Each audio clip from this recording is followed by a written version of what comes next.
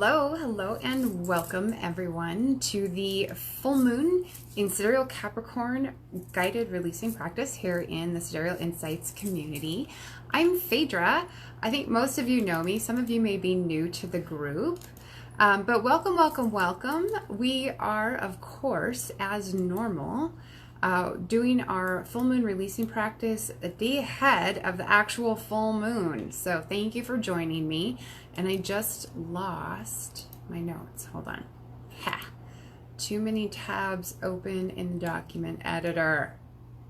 Clicking away from what I need to be doing. All right. Thanks for joining me. This is for the April 15th full moon in Capricorn. I'm Phaedra. I'm the artist and astrologer of Mystick, Physick, Astrology. Those of you who have been in the group for a while know me. If you're new to the group, I use Western Sidereal astrology in my practice. Specifically, I use the 𝘊𝗵𝗶𝘀 zodiac. And the reason why I do this is just to kind of help you reconnect to your soul purpose and remember why it is you came into the world to begin with.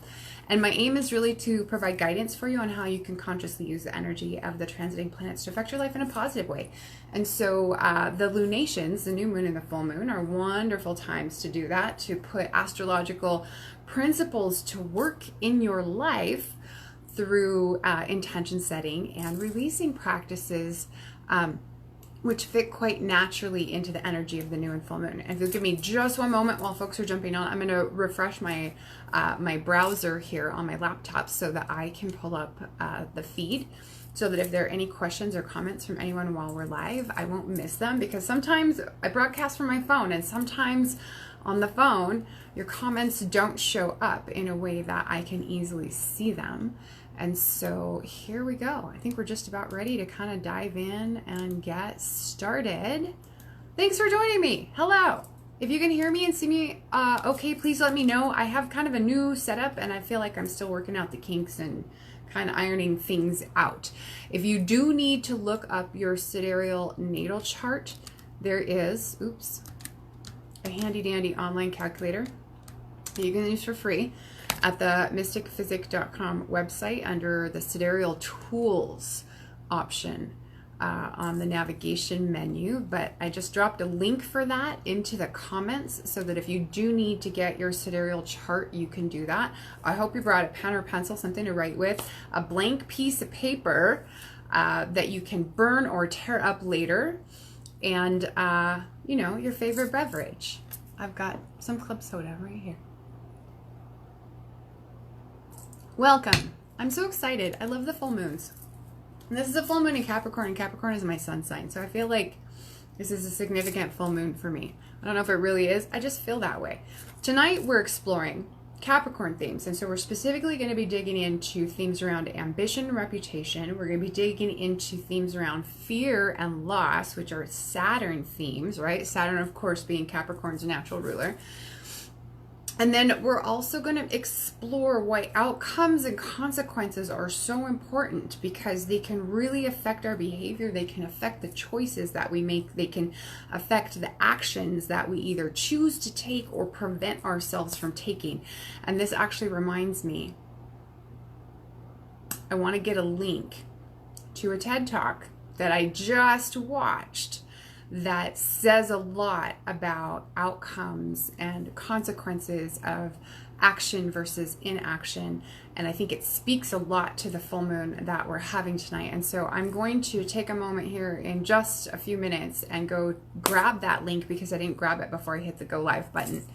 But what we're going to be doing is, as we explore those topics around ambition and reputation, fear, loss, outcomes and consequences, we're going to be kind of digging a little bit deeper to look at where we can be releasing fears, inhibitions, any self-imposed limitations that might be holding us back, so that we can manifest greater achievement and more success in our lives. So like I said, grab your sidereal natal chart, a pen or pencil, a piece of paper, your beverage of choice, and let's dive in and get started. I'm just going to navigate away from this tab real quick. I'm going to jump into my messages, because I just shared this TED Talk with a friend of mine this morning. It's a really excellent talk. It's about, let me copy the link. How to Stop Screwing Yourself Over by Mel Robbins, I think is her last name. I think there's an S on the end of it. So, hey Dylan, good to see you with us. I'm not sure who else might be on. It looks like we have a couple of watchers already. But there you go. That's the TED Talk that I watched, I forget, last night or this morning, and it seemed really, really relevant to the full moon at hand. But there we go. How to stop screwing yourself over. And let me give you a hint. It has to do with taking action, which is always an important thing. Let me get back to my notes here. I just wanted to share that because it seems so timely to have popped up in my feed.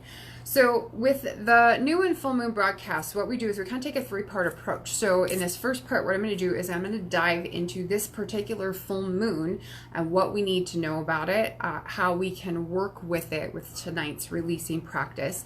In part 2 of the broadcast, I will get into which house this is falling in for each of you according to your sidereal rising sign and what the themes of that house are. So if you're not super familiar with houses and astrology, you'll know where in your life you can apply tonight's practice and the principles that we're exploring here. And then in the third part of our broadcast, we'll dive deeper into the Capricorn archetype and Capricorn themes.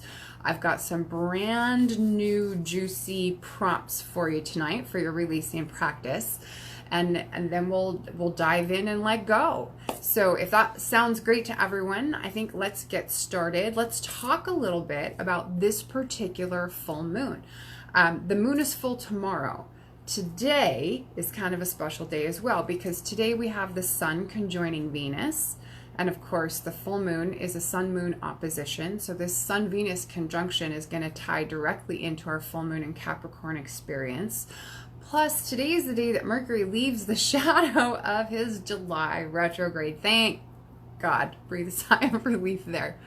So there's some important things to know. Typically, lunation in Capricorn, I would say, is going to affect specifically and most directly folks whose sun, moon, or rising sign happens to be in Capricorn, or if you have if you have a planet or personal point at or near the degree of the new or full moon, you can also be directly affected, much more so than other people might be.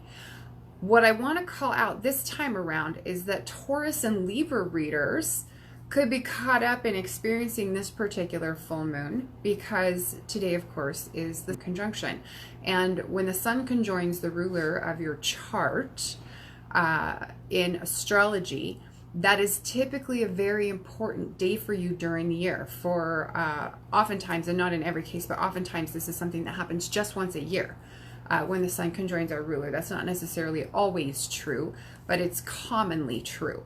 And so there's this one very important day each year where you could find yourself at the center of attention or in the spotlight in some way. And depending on the astrology of that day, it can be a very, very good day to kind of put yourself out there. If you have to give a presentation, if you have to do something big that draws attention to yourself, or if you have to make an impression, it can be a very good day to leverage the energy, speaking just in general astrological terms. Today, of course, with this Sun-Venus conjunction, Taurus and Libra readers, of course, Taurus and Libra Sun, Taurus and Libra rising, and even I would say Taurus and Libra ruled moon signs could be feeling this in some way. The nice thing about this particular full moon is it allows us to let go of something that's not serving us any longer, just as we're coming out of the Mercury retrograde shadow, just as Mercury's really getting back up to full speed. Saturn, of course, being in the sign of Sagittarius. Mercury, of course, being the ruler of the counterpart Gemini. So we have a theme potentially of communication, of ideology, of philosophy, of belief systems coming up and being dealt with right now.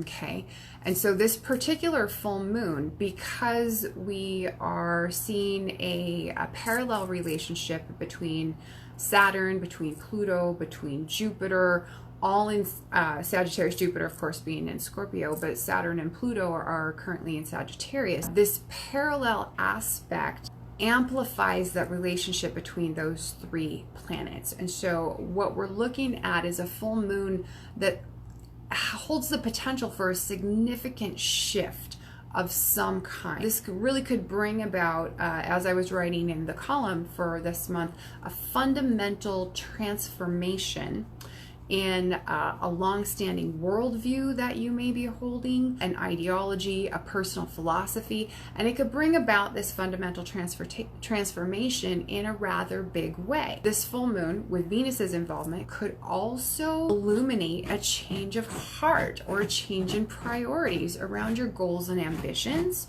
around status and reputation, about values that you may hold related to home and family versus public perception or the goals that you have for your life and your career. And finally, there are some folk who may receive unexpected news in conjunction with this full moon, and that's because just the day after our moon is full, we have a Mercury-Uranus square, and that can sometimes trigger unexpected news. Sometimes it's challenging news that you may have to deal with. And so just some of you may want to keep aware that that could still play out going into the next few days as the moon reaches fullness and as that aspect becomes exact and then tapers off. And so really, for looking at what we have with this particular full moon, that's kind of the energy that we're working with. And so what we'll do in part 2, as we wrap up part 1, we'll move on to part 2, and in that part 2, we'll explore what house this is falling in for each of you according to your sidereal rising sign. And so this is where you want to have your sidereal natal chart. You want to know, according to the Fagan-Bradley sidereal zodiac, what your sidereal rising sign is ideally, although you can also do these practices for your sun sign.